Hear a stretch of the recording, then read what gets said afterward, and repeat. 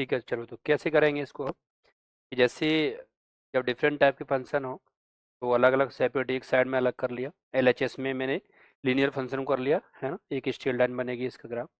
और ये जो है एक्सपोनेंशियल फंक्शन है, ठीक है ना, 64 इंटू 1/2 की पावर एक्स, इसको मैंने अलग से जो है वाई मान लिया। अब क्या करेंगे, इसका y equal to x plus 5 का ग्राफ बनाएंगे और वाई इक्वल टू 64 इंटू 1/2 की power x, separate separate graph बनाएंगे।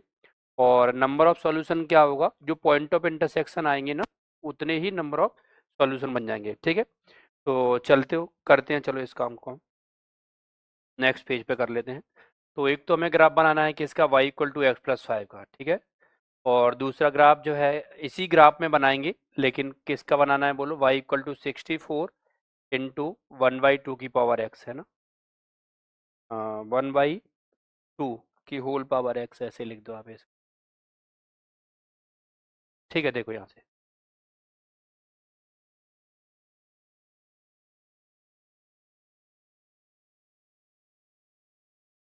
देखना यहाँ से y equal to x plus 5 क्या है, लाइन है, स्ट्रेट लाइन ग्राफ बनेगा। ठीक है, कलर दूसरा ले लेते हैं, ये ले लें।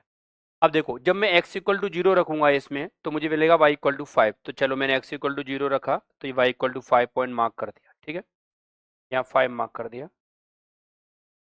और जब मैं x इक्वल टू 0 रखा तो y 5 आ गया, मतलब y एक्सिस को ये लाइन कहाँ इंटरसेक्ट करेगी, ये y एक्सिस है, ठीक है, और ये x एक्सिस है। देखना, तो y एक्सिस को कहाँ कट करेगी, 5 पर। अब मैं y 0 रखता हूँ तो x इक्वल टू आएगा -5, तो x इक्वल टू आएगा -5, इधर ले लो -5, ठीक है ना। तो ये लाइन जो है इन दोनों पॉइंट से पास होते हुए एक लाइन बना दो। ठीक है,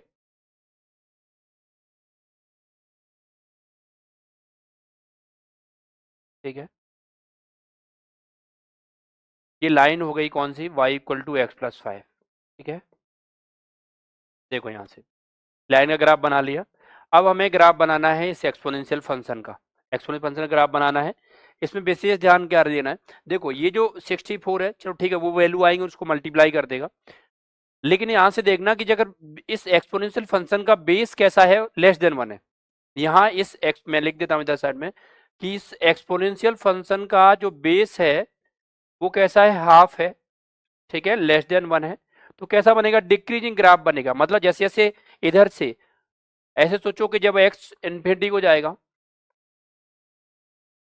देखो x जब इन्फिनिटी को जाएगा तो वैल्यू 0 आएगी, है ना। x इन्फिनिटी को जाएगा तो क्या बनेगा, 64 इंटू 1/2 की पावर 0, तो 1/2 की पावर इन्फिनिटी, तो 1/2 की पावर इन्फिनिटी क्या होगा, 0, तो वो ग्राफ यहाँ पर आएगा, है ना, यहाँ पर रहेगा। और जब x माइनस इन्फिनिटी होगा, है ना, तो इसको सॉल्व करोगे तो प्लस इन्फिनिटी रहेगा, तो वो ग्राफ यहाँ से शुरू होगा कहीं इधर से ऊपर से ऐसे उतरता हुआ ग्राफ बनेगा। लेकिन वाई एक्सिस को कहाँ इंटरसेक्ट करेगा वो वाला पॉइंट देखना है हमें।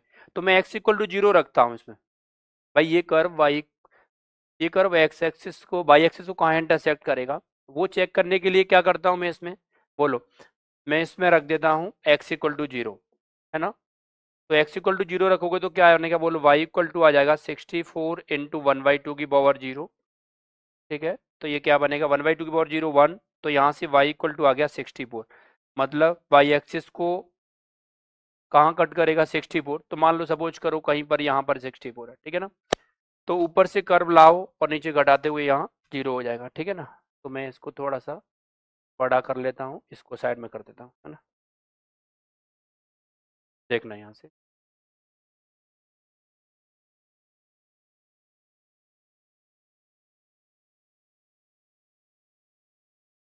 ये y एक्सिस बना दिया मैंने और ये 64 बनाया है, तो ऊपर से यहाँ से कर्व ऐसे डिक्रीजिंग कर्व कोई बना दो ऐसे, चलो ऐसे बना दिया मैंने, तो ऐसे उतरते हुए, है ना।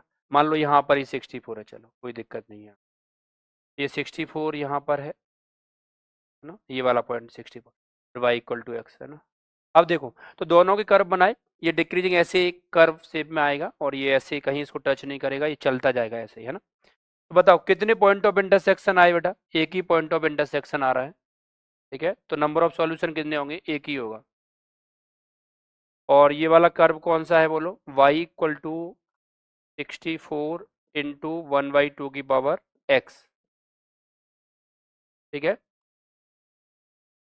बस 64 मल्टीप्लाई होने से क्या होगा, बस वो टर्म जो है ना y कोऑर्डिनेट है वो 64 टाइम्स हो जाएगा, नहीं वो 1 पे आता, अगर 64 नहीं होता तो 1/2 की पावर 0 1 होता, तो 1 आता, बस 64 होने से क्या होगा बेस, तो आपको समझ में आ गया कि y इक्वल टू बेस 1 होने पर डिक्रीजिंग कर्व होगा, ऐसे घटता हुआ कर्व होगा, है ना, और प्लस माइनस इन्फिनिटी पे कहाँ से होगा, प्लस इन्फिनिटी से शुरू होगा, वैल्यू प्लस इन्फिनिटी होगी, और जब x प्लस इन्फिनिटी हो जाएगा तो वैल्यू बताओ यहाँ से क्या होगी, जीरो को अप्रोच करेगी, है ना, जीरो प्लस को और कहें तो ठीक है, हालांकि इतने बड़े टर्म यूज नहीं करने चाहिए, कोई दिक्कत नहीं है, आपको समझ में आ रहा होगा।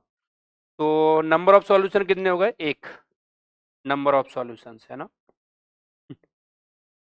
11th के बच्चे, तो नंबर ऑफ सॉल्यूशन 1 हो गए, कैसे, पॉइंट ऑफ इंटरसेक्शन, ठीक है बेटा। चलो तो कौन सा रहेगा, डी पार्ट ऑप्शन अपना करेक्ट हो गया, ठीक है। चलो आगे बढ़